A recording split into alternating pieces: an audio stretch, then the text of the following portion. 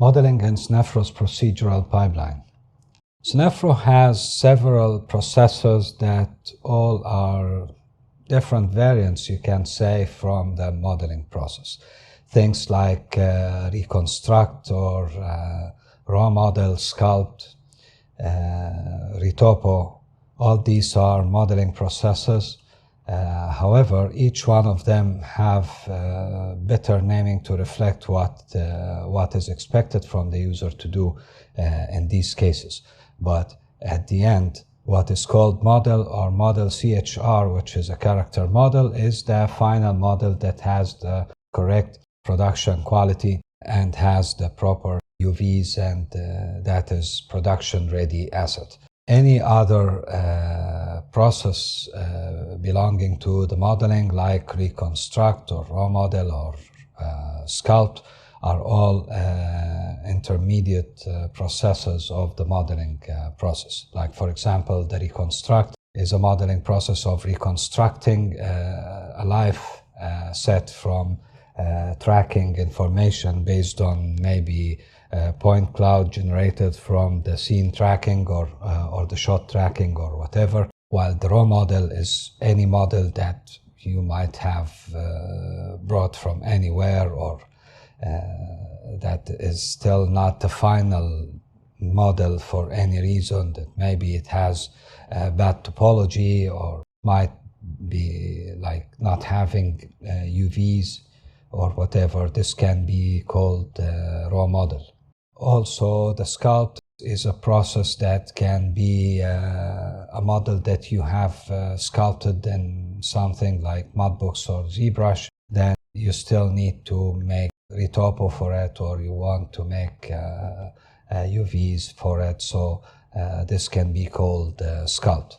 If any of these intermediate modeling are available for the task you are working on, Seneferu Production Manager will make it available for you here in the dependencies.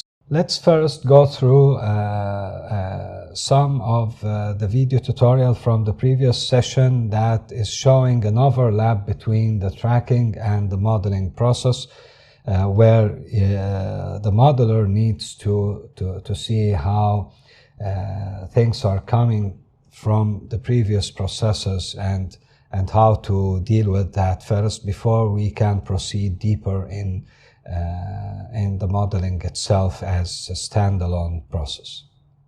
So now let's go back to the modeler's desk when we go to Maya, and if we are going to work in this task now, when the modeler load dependencies, notice what will happen, because one of the dependencies is the undistort of this shot. When I do load dependencies now, what happens is that Seneferu Production Manager will load the tracking scene just normally, then it will automatically retarget the image plane with the undistorted sequence instead. If you go now and see from this camera, let's go here and go to the image plane, and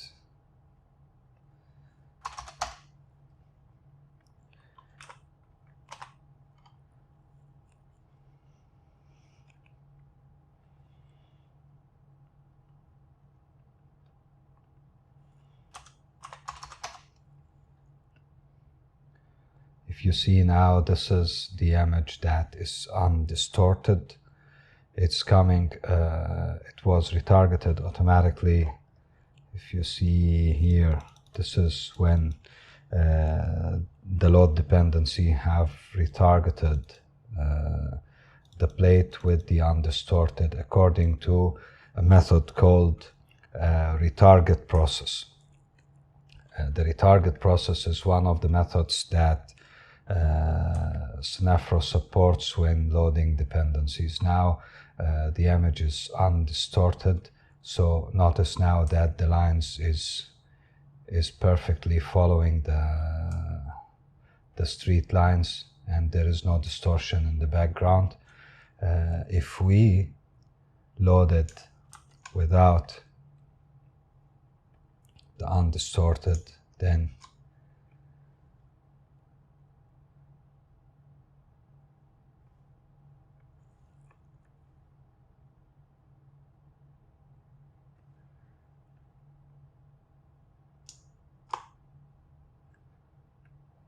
you will notice that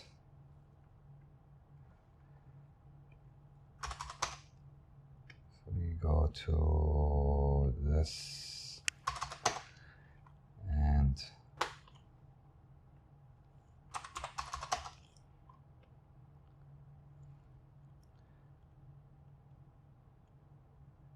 notice that due to the distortion, this is not aligned properly. So if the modeler wants to do something perfect to match with the plate, it will never happen, and it will be very difficult to match. So that is in case if you want to have something like this. And if you requested loading this dependency again, notice that what happened when the retarget image plane happened.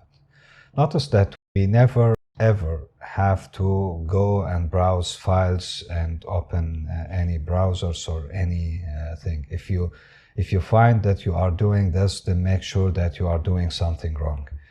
Everything should be possible without from the production manager. And every asset in the scene has to be coming from the production manager, because the production manager needs to know everything about everything that is happening, and all the versions of any asset is being used in the whole project. Notice that Seneferu's pipeline is procedural. So make sure to not break this when you are doing your task. The production manager will keep everything procedural when he's loading the assets and when publishing the work that you have done. But in the process of doing your task, you have to keep your work procedural as much as you can. Just do yourself a favor and do that, because when the team is doing their works, a lot of tasks and assets will be updated, and most probably you want your job to be updated automatically, or at least most of it to be updated automatically, rather than you go back and redo your job or make a lot of other more efforts to fix the asset. So from the beginning, try to keep your work procedural. And I will give an example now on this. Let's load the dependencies again of this task. Load dependencies. Of course, I will say yes here to set it in progress. It's very important to do it. Sometimes in this demo, I'm not doing this, but in production, you have to set the task to in progress when you are working on it. Don't ever work on a task when it's not in progress. So now when I loaded this, you will notice that there is a button here called for duplicating any Seneferu asset.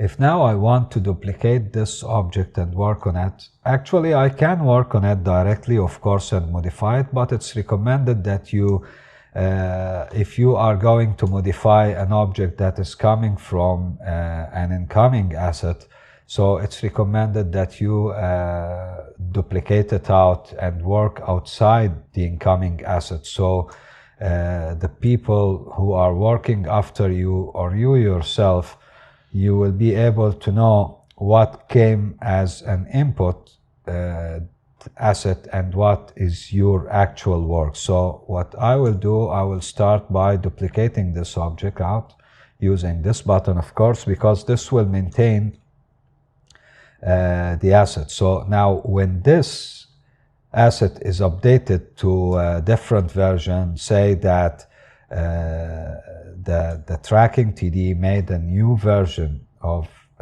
this solution that has some modifications here, this model will get updated automatically. That until this point. If you deleted the history of this object or you made anything that breaks this procedural workflow, then or you have, for example, duplicated that using the normal Maya duplicating tool, then this will break your scene. So don't ever do that and try to avoid doing something like this. So let's do now the model. Say that we will do this. And now to keep maintaining your work procedural as much as you can, for example, if you create a model and you want to snap it to a point, then it's recommended that you do that using a constraint rather than doing it by just moving the object and constrain it. Of course, what I'm saying isn't a must thing you should do, but it's recommended. In situations you can tell if something requires this or not, but as long as you can, keep building your setup procedural as much as you can. So now I have this. If you, for example, extruded some surfaces or subdivided some surfaces, whatever the work you have done here, let's say that let's do something that we will have to do. Now, after we make some modifications to the model to make it more proper and aligned better with the street, then we can now publish this version of the asset.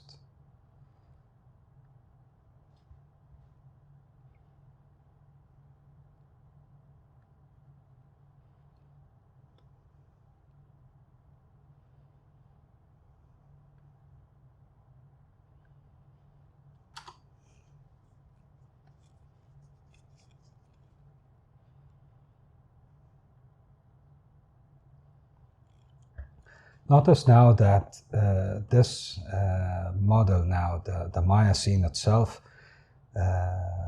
all the modeling that I made here is having the construction history as it is. So this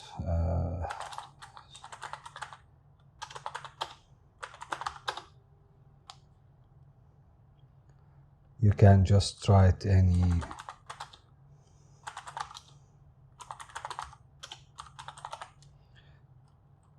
description of the publish, and I was saying that I kept the construction history of all the modifications that I made on the model here. So now, if a new version of the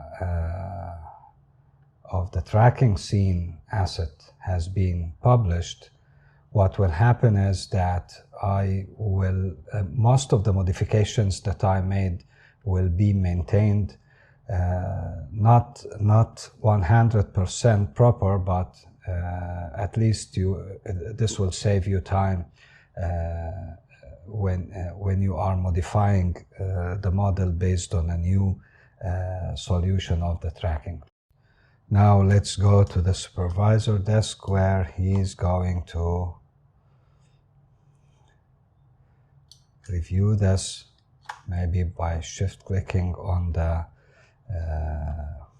image icon, and which will open this in Pixar USD viewer, and let's say that he's satisfied, then he said approved.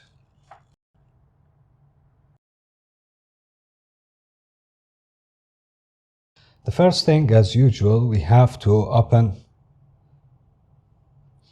our production manager, login. Then you will see all your modeling tasks.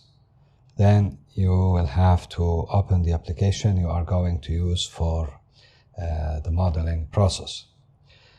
So the first thing you will have to do is to set your modeling task to current and set it in progress.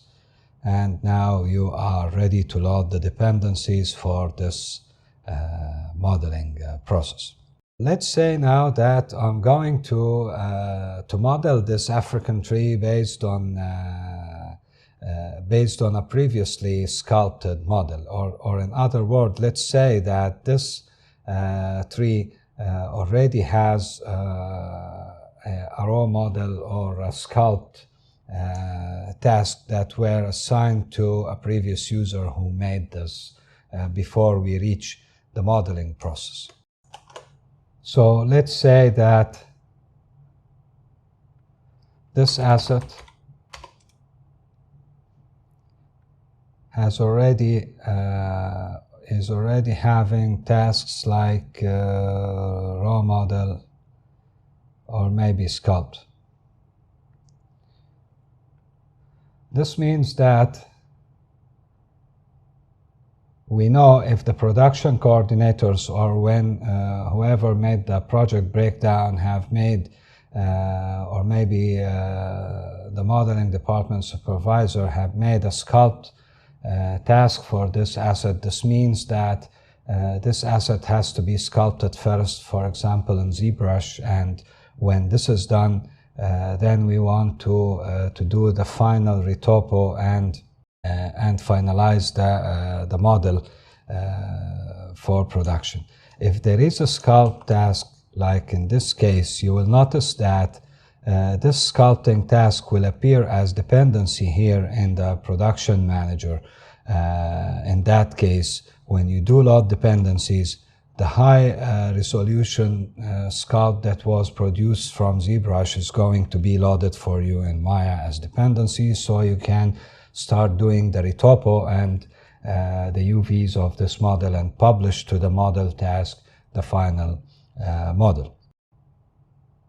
And if you are the one who's going to work on the sculpting asset, let's say that this is assigned to you already, then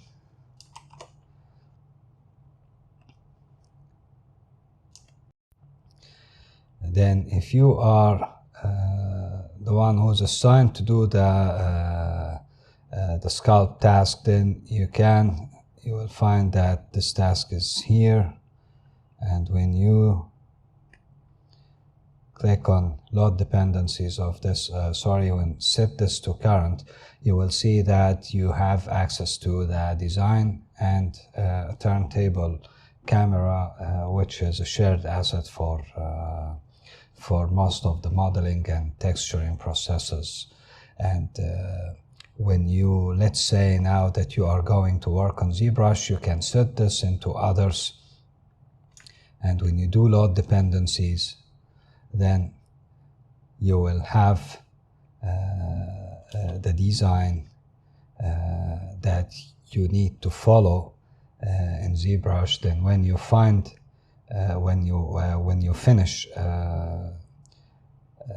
doing the task, then you will drag it and drop it to the task icon here to publish it. And you can import also the model or the low model here and publish it from Maya, as you are going to see now.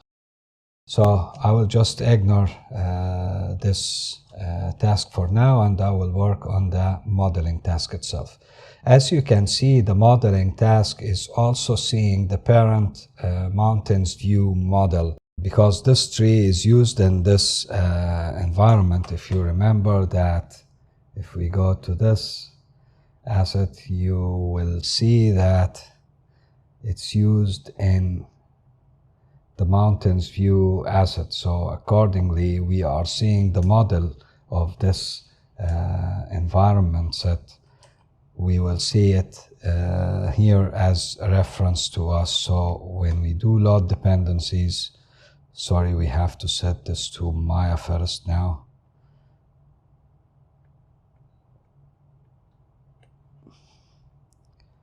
Set the task to current. Then when you do load dependencies, this is now going to load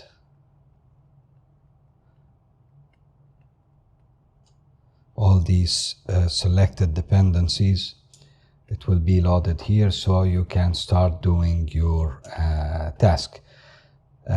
You need this to know the correct scale of your asset and to test the location of it and to make the proper one. If you already know the scale of the asset in this situation, then you can just ignore whatever you don't need from these dependencies. Like, for example, you can disable this and load dependencies. Then you will only have an empty scene where you can start doing the model.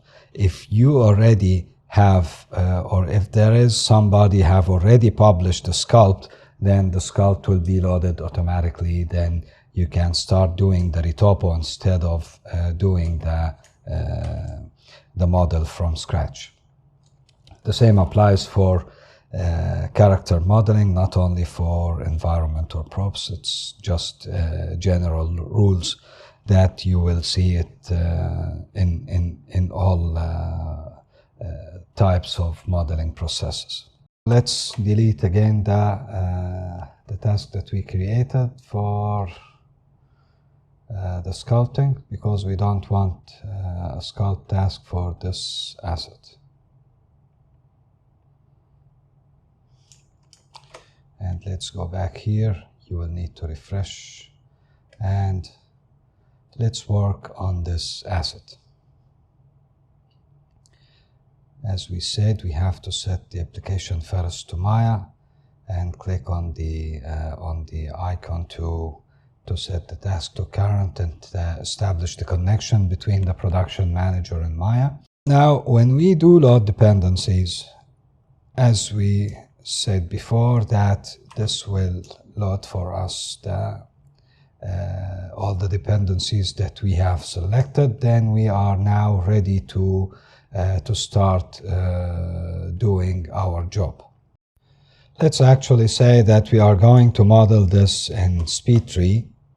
Then we will load that tree here, and let's say that we want to make it as quads, and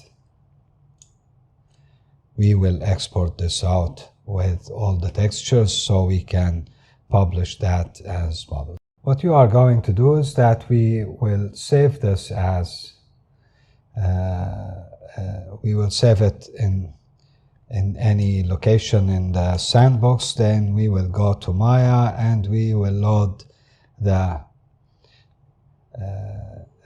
file that we have exported from speed tree.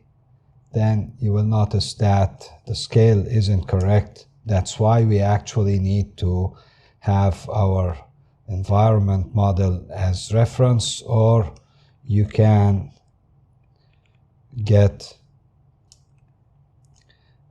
a reference model so you can check which scale is proper, because all the assets have to be in the proper scale before being published. So let's say that this is the scale we want, and in case if you are going to render with, as in my case, I will be rendering using RenderMan, and I want this to be an open subdiv. You may want to reduce the topology of this model and make it into subdiv model, but I will not do that. I will just select all the objects, or I will select the whole group and I will click on this button, which will set all the objects into open subdiv. Once this is done, then we are ready now to publish the asset. Actually, we don't need this group. We want only the objects. So select the objects and click on Create Asset Locator. Then this is now our asset.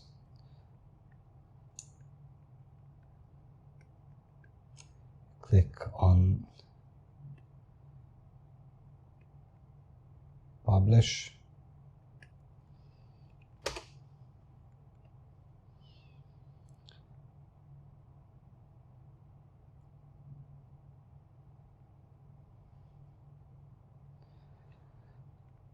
Now the files will be generated, and this is, let's say, the first or initial version. That is anything that you can say to tell what did you do exactly in this version, especially if you have already addressed some nodes that had came on a previous version, and then when you are publishing a new version, it's good to tell what did you do with the new version. Anyway, now the asset has been published. Notice that when I created the asset locator, you was able to also, other than doing this, you can, for example, create the asset locator like this by selecting everything. What's going to happen is that everything in the locator, or anything outside the locator, but have any input graph connection to any of the objects inside the asset locator, will be exported in the Maya scene that is being published during the publish operation. But only the assets that are not belonging to children assets are going to be cached into Alembic or Pixar USD, depending on how did you configure your projects. In this case, if you see the files that were published, you will notice that you have 3 files published. The Maya scene, which was the actual Maya scene that has everything, and the Alembic file, which only has these objects. Seneferu knows that any object under this location that is not belonging to a child asset, then this belongs to our current asset. Don't get yourself confused about this. Just make sure to put all the objects that you need inside the asset locator by selecting the objects and clicking on the Create Asset Locator button. You can keep any other assets with it, no problem. And actually, it is recommended that you keep the asset that you have used to build this model inside the same asset locator. For example, if you are taking any of the models belonging to this asset and you are going to work on them, for example, let's say that this is a sculpt version of the tree, and you have taken this sculpt version and you made retopo and modeling based on this sculpt model, then it's recommended that you keep the sculpting asset as part of the asset when you click on the Create Asset Locator. Publish in that case. This will be written to Alembic or Pixar USD, while this will be only available in the Maya scene.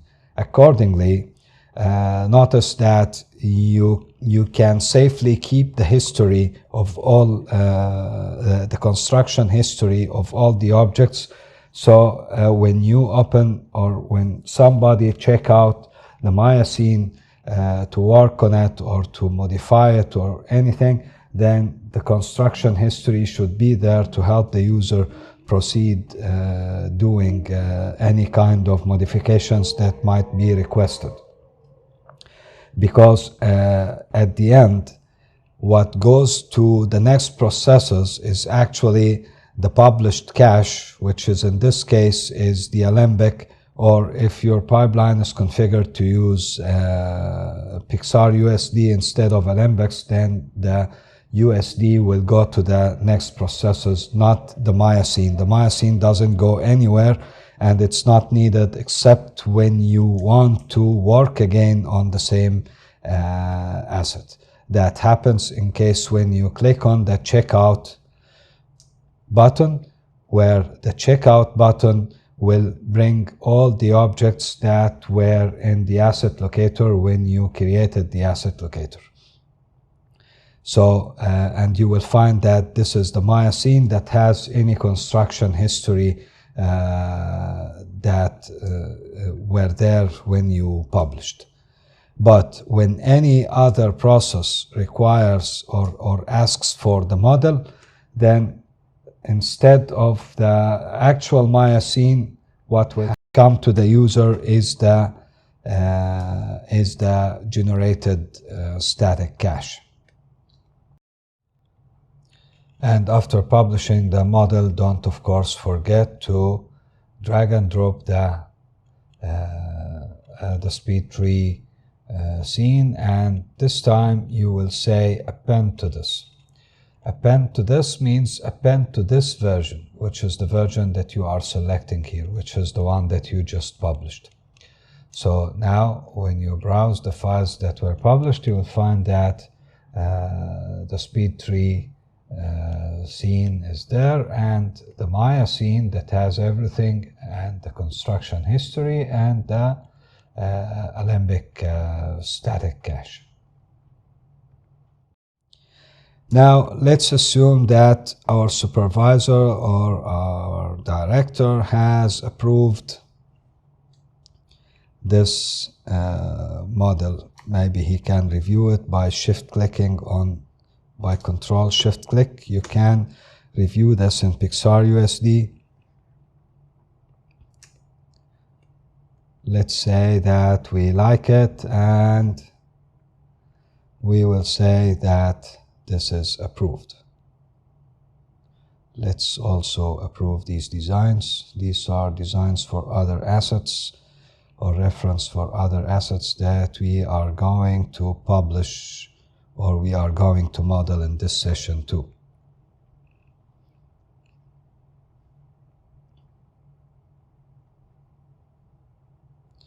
This is actually the production manager doesn't know that I'm the same user. He's telling me that I have some new tasks that are ready to start based on the approval of this design. Now I have more modeling tasks ready to start here now, according to the approval of these designs. Anyway, now after we have approved we have artistically approved this model, when we get the final approval, let's approve this also because this is also a final asset. Then when this is approved, it will affect a lot of other things, so it's better that we have it approved. See now what happened. When I approved that, it's telling me that this asset needs double checking, because maybe when we approved the model of the environment, we modified the scale, or we modified the place where this tree is supposed to be. So it's telling me now that I need to revisit this because the model of the mountains view has been updated.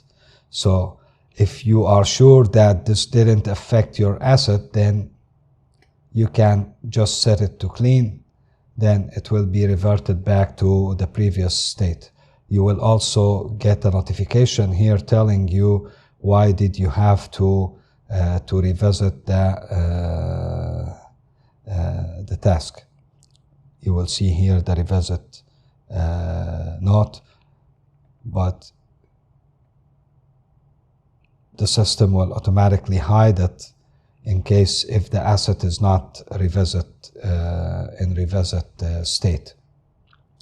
If the status is revisit, you will see the reason why you have to revise it here automatically. And now when we approve the African tree, assuming that we have found that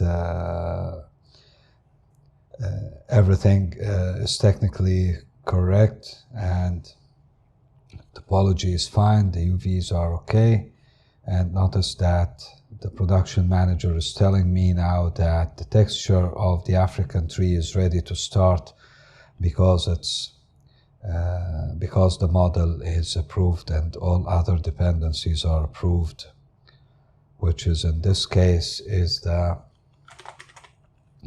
also the design, not only the model.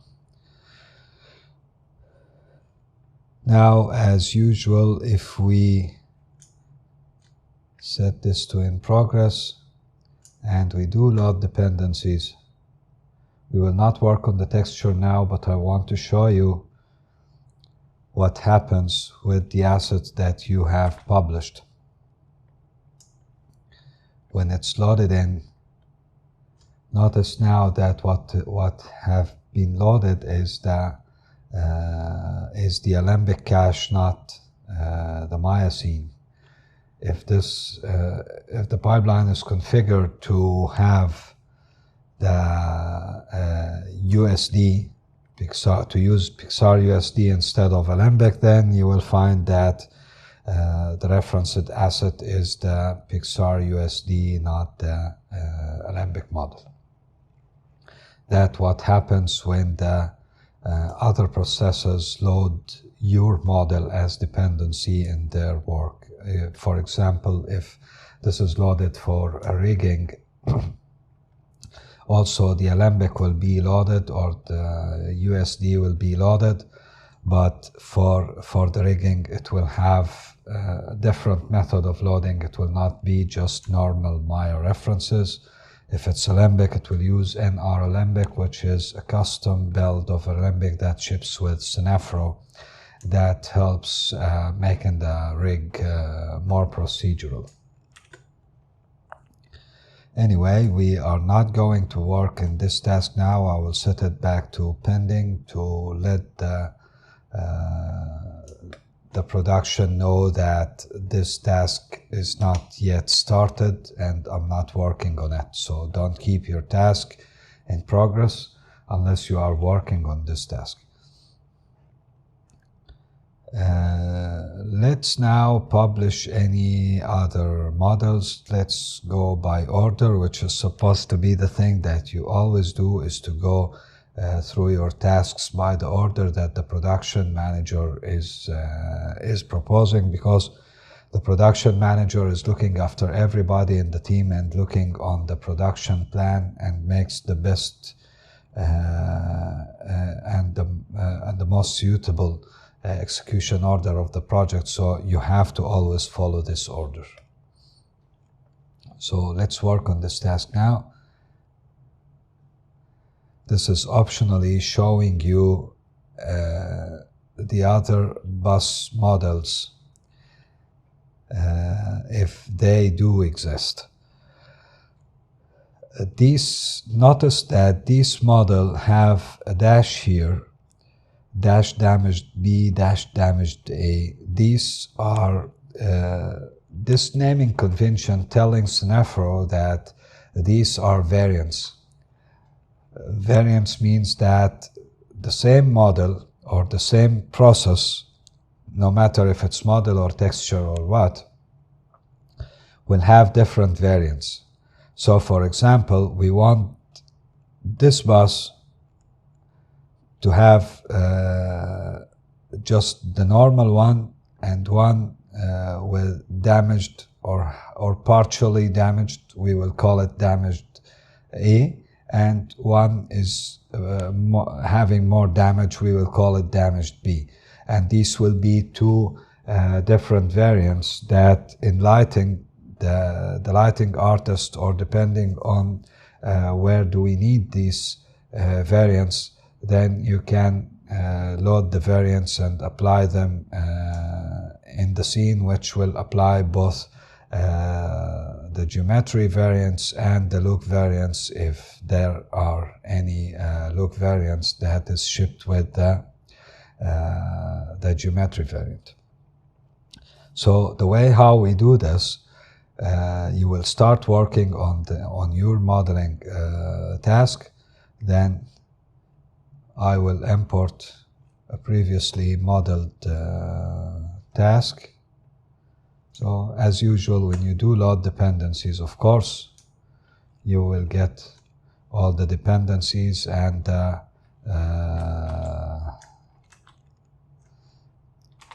reference or the design. If this is a painted design, then you can have it as a reference, and this is again the parent environment model as a reference for the scene scale. And in case if you are going to do the model in following or matching with any edges or any other objects in the parent environment. In this case, I will actually ignore this, because this is needed more for the set construction. And here also we can ignore the lighting, or we can just ignore it from here. You can just ignore loading the lighting rig, because if you are not interested to render any of these models, but in case if you are going to do to render some turntables, then you may keep the lighting and choose the most suitable light rig for you to render this model for art review.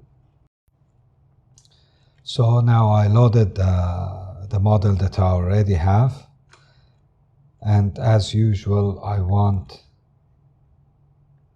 all my objects to be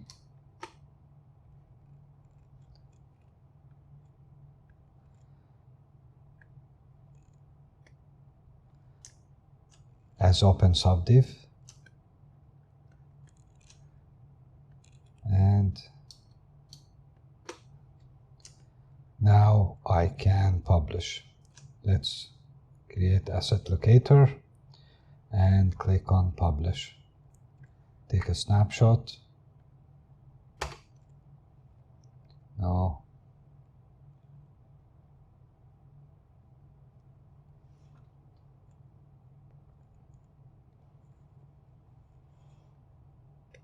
Okay. So that's it as usual.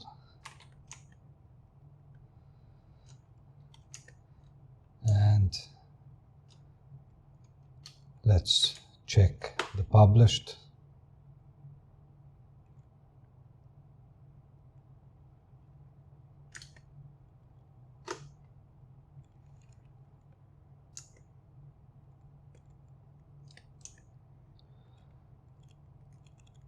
Okay, we are satisfied with this. Then approve. Then technical approval.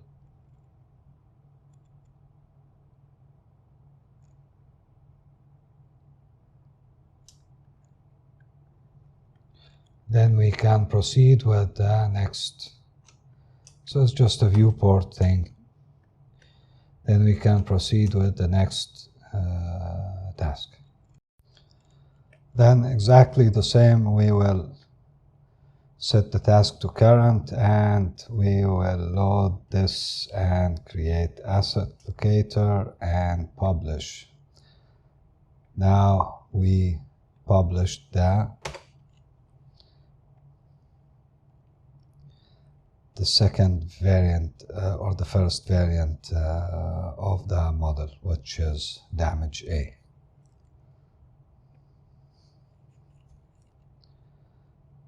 Similarly, we will assume that this went to the supervisor or to the director or art director or whatever, and he reviewed it. It's fine, and art approved. Then CG supervisor checked it technically and approved it.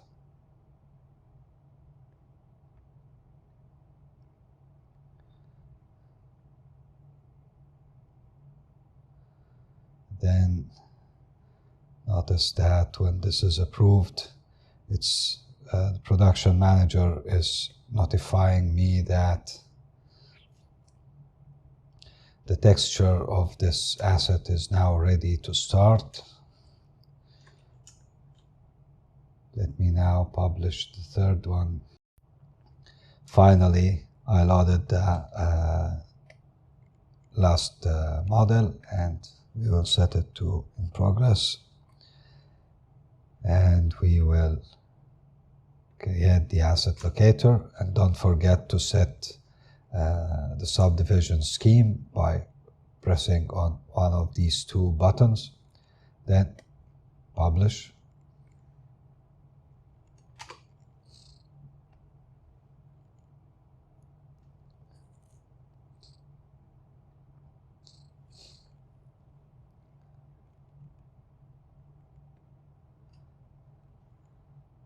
By the way, you can also notice that when we do load dependencies, you are getting the light rig and the turntable, the turntable setup. If you loaded these as when you are loading the dependencies, let's load this for example. You can also render a turntable, and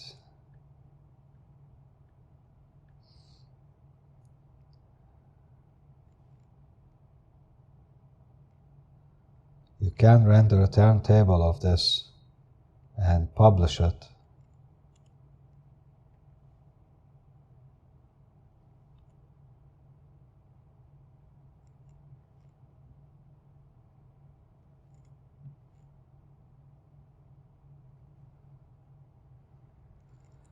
You can render something like this and publish it. Let's say 1048, and you can set the duration of this to, I have it set to 172. Let's do that.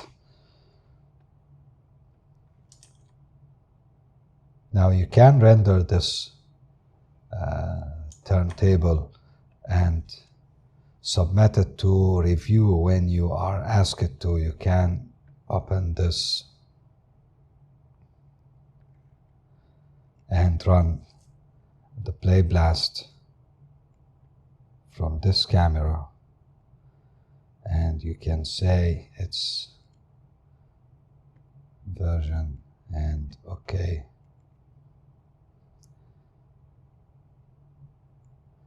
This now saved this file.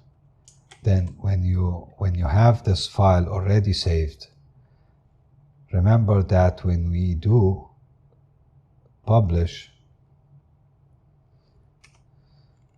it's asking you for any additional files. You can put this file here,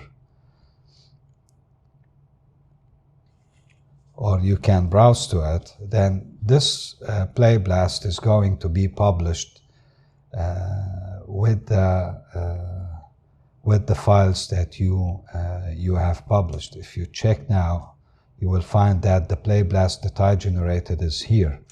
Then when the supervisor supervises this, checks or review this task by shift clicking on this, he will see the turntable that you made in Play Blast, and it has all the information needed about this asset. And if you rendered this using any render engine, then you can just share the preview the same way as I just show you now. Okay, so now we will approve this version.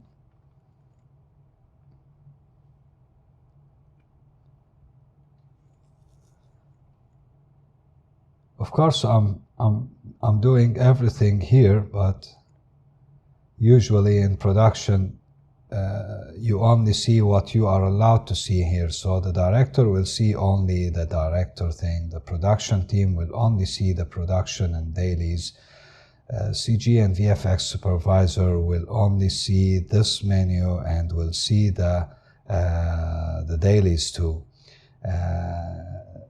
Like that, but because I'm doing everything, so I can see everything now, and I'm doing everything from one production manager.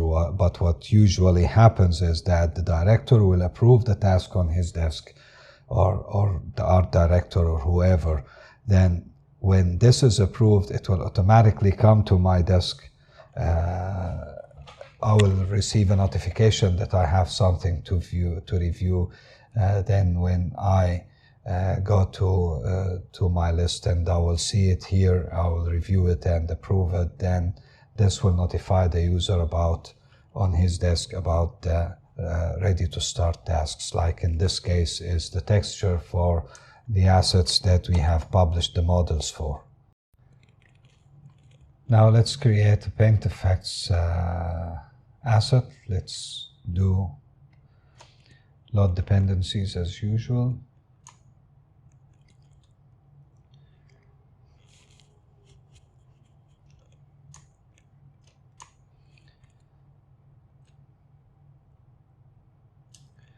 This will load the environment.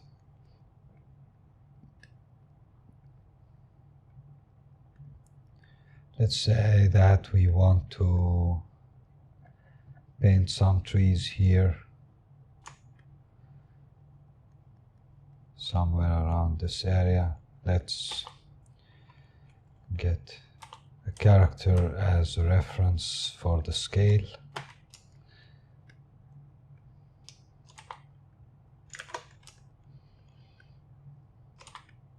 Let's make this paintable and get maybe maple tree.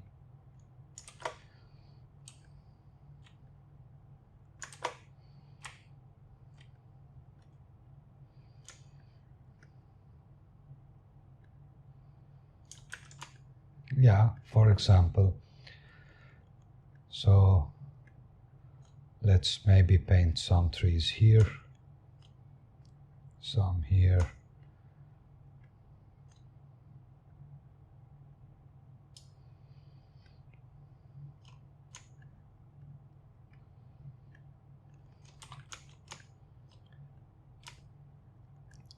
Let's make this paintable too.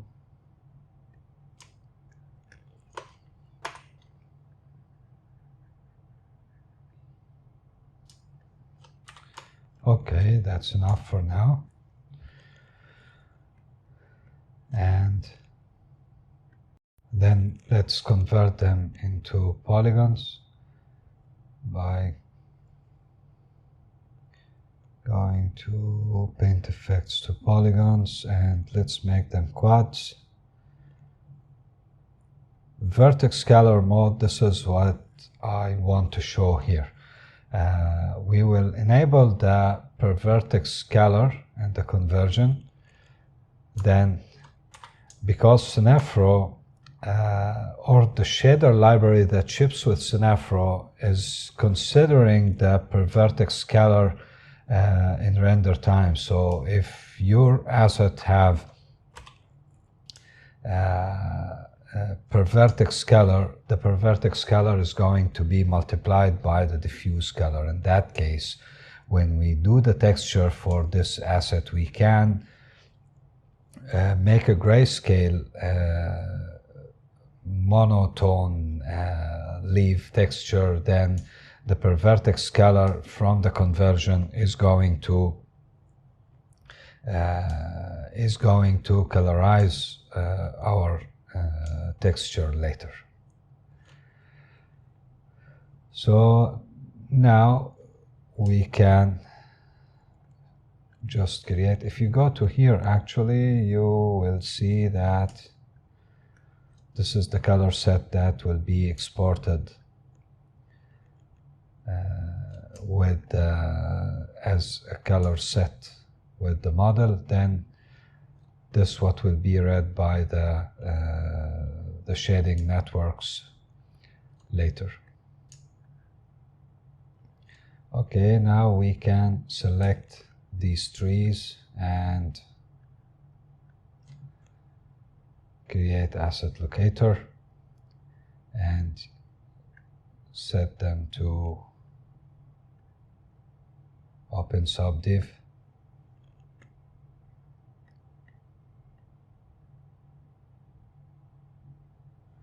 By the way, the only one difference between this button and this button that it's actually both of them are just setting the subdiv scheme, but one of them, which is that with the cloth icon, is more suitable for high resolution or high count polygon objects. So because it sets the preview division to 0, just to not kill the viewport.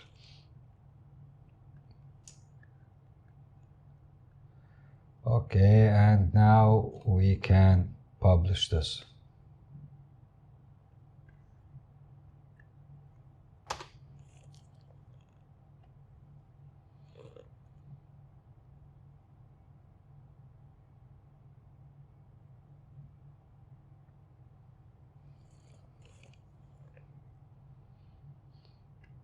Okay.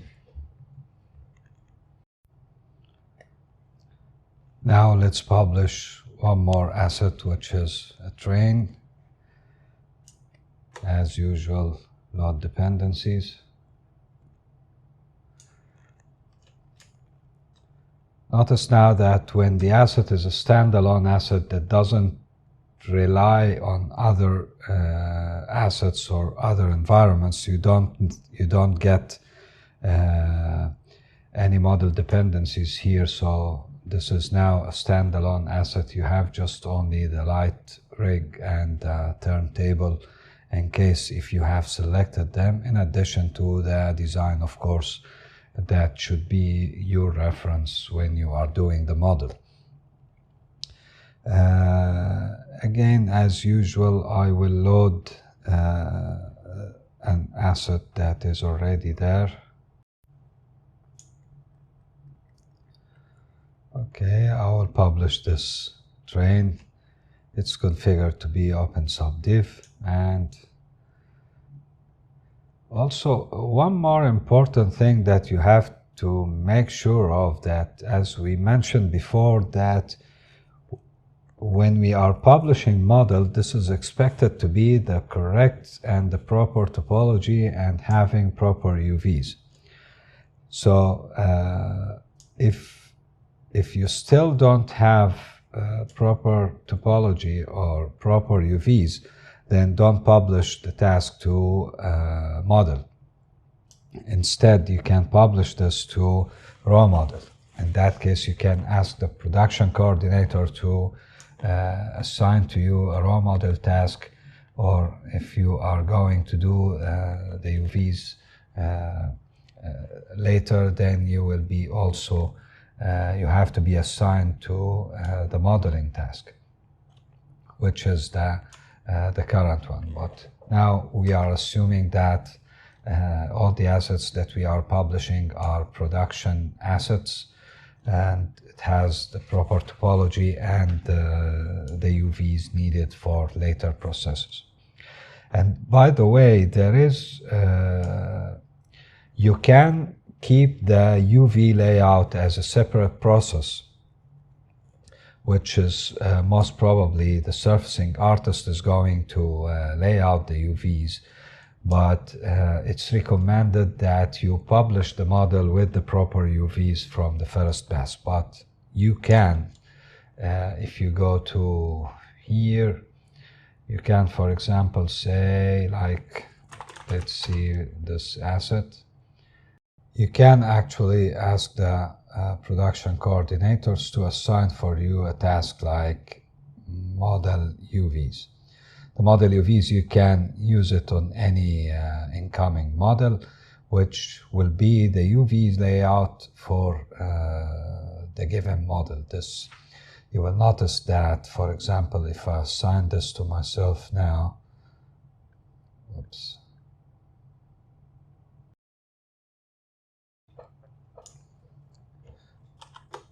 If I go to, let me refresh that. When you check this here, you will notice that the model comes as dependency for the model UVs. So when you do the UV layout, you will make it on this model. Then when this is published, only the UVs will be written out to Alembic. Then when these are loaded for texturing or for rigging, then Seneferu will automatically layer the two alembics together and put the UVs from this one on the model of the model. So this is just a feature there. Feel free to use it or not, but I recommend that you simplify the process by just publishing the proper model with the proper UVs as long as you can. So back again, let's now publish this asset.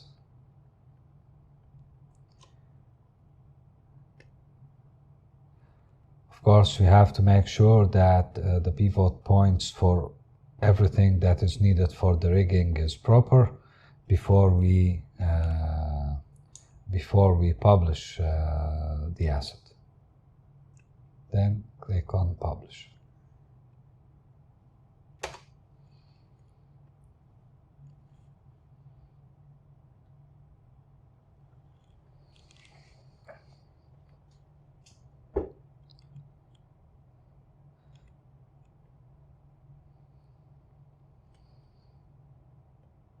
Let me actually make a picture without the background.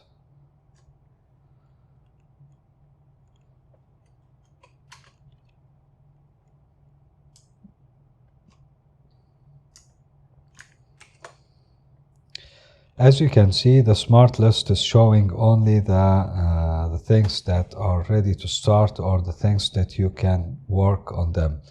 There are a lot of other tasks are assigned to me, but I don't see them here as long as they are not ready to start. So if you want to see any other type of tasks with different states, you can choose from here, or you can just keep it on smart list and you can search by the asset name, let's say tracking, and you can click on find and close. This will also find what is previously approved.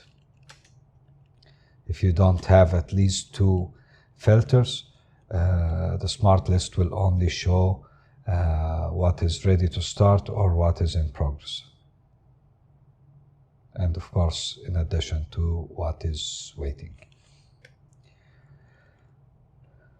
Because the waiting is ready to start also, but it has, it's just giving you a suggestion to wait. If you read the notice, you will find that it's telling you that you can start working, but it's not recommended. If you have something else to do, you can do it.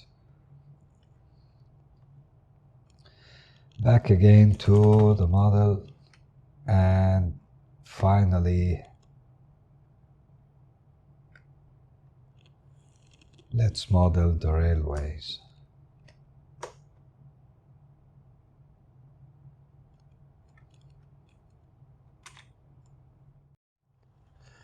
We will work now on the Pebbles model task.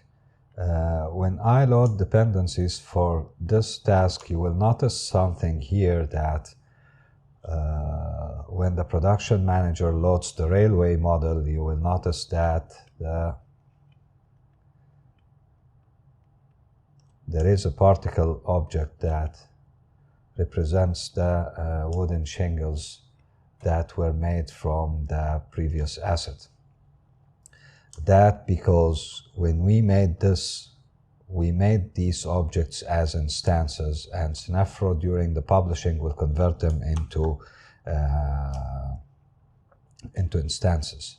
To better understand what I mean, let's open the original asset.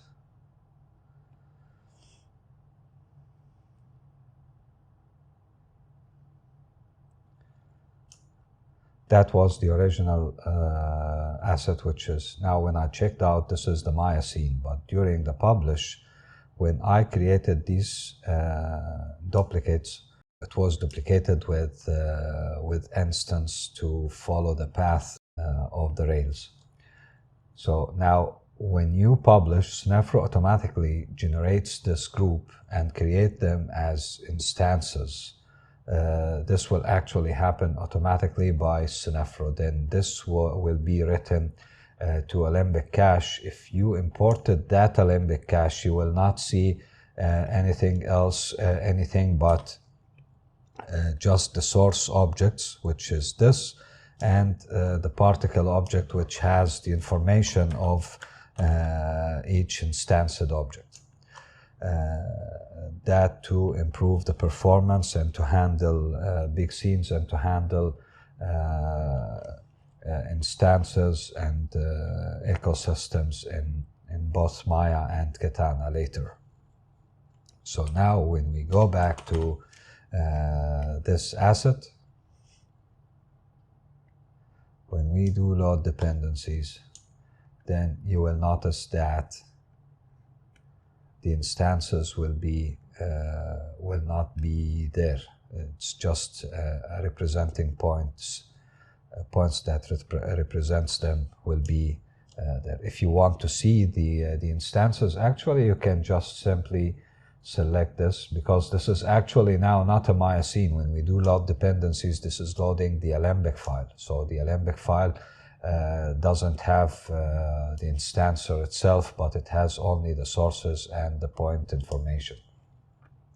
So if you selected this, there is a script that we provide here that will generate the instancer object for you and will add the objects in them. Then there will be available in the viewport. Or in render, actually, if you are going to render or to do the lighting and renders from Maya.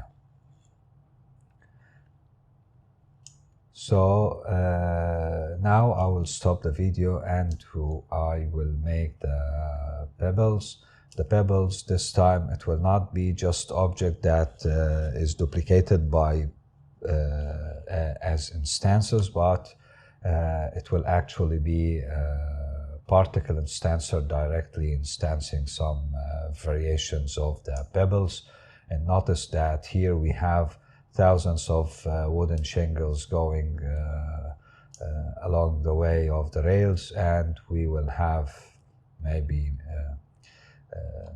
many thousands of pebbles around them. So I want to show how we can efficiently handle all this amount of objects in both the scene and in render time. Now we have created 10 pebbles here,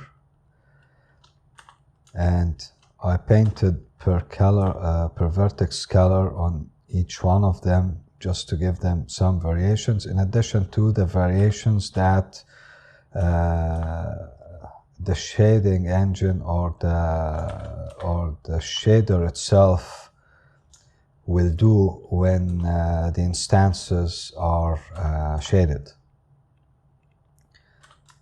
These colors now are not shader colors actually, but it's I assigned a color set for each one of the vertices, and I painted them with different colors. That these colors will be multiplied by the texture that you will publish for each one of them later. Or in case like this, maybe I will not publish any textures, but the color variations based on the per vertex color and the color variations based on the per particle color attributes then will be more than enough for this case, especially that we don't have any shots that are coming close to these pebbles by any way. So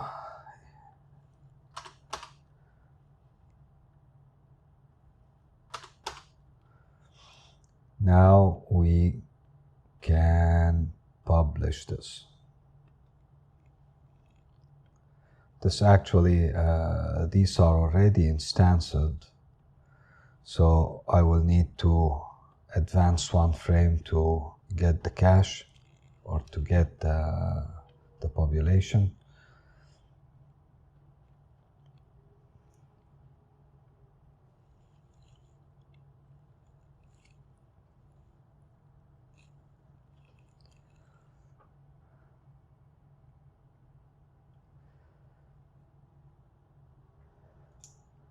There are millions of them because it's covering the whole space of the railways. Then it will take some time to produce. Then we will have to set an initial state for these things before we can go to the first frame and publish. Now we want to save initial state for these particles, so when we rewind to the first frame we don't lose them. And now we are ready to publish. Actually, we can also put this inside our asset locator. This, by the way, doesn't matter because Seneferu will understand which one of these objects are related to this asset and which are coming from previous or loaded assets. So Seneferu will understand that the objects belonging to these to this Pebbles model task are just the particle instancer and the instanced objects, while these are incoming assets. Then it will not be considered when the cache is done. And as I mentioned before, what gets loaded for other processes is the Alembic or Pixar USD cache, not the not the Miocene. So now we are ready to go. We can now publish this asset.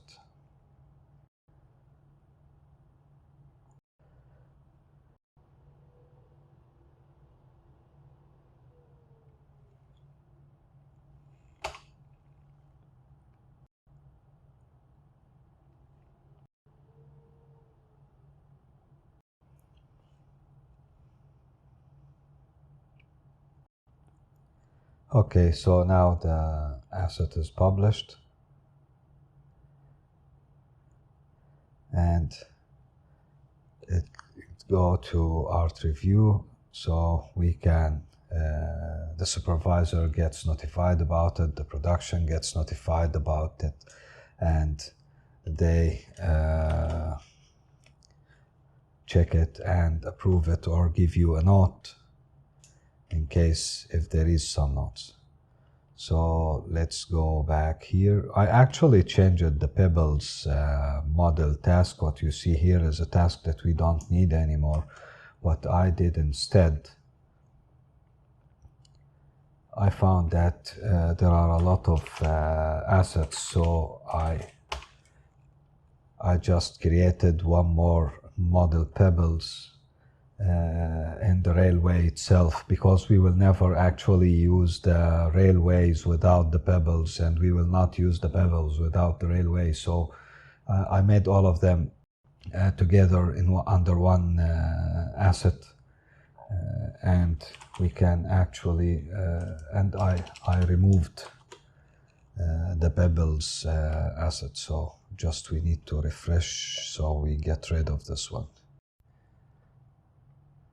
Okay, now we will just approve this, assuming that it's artistically okay and technically okay.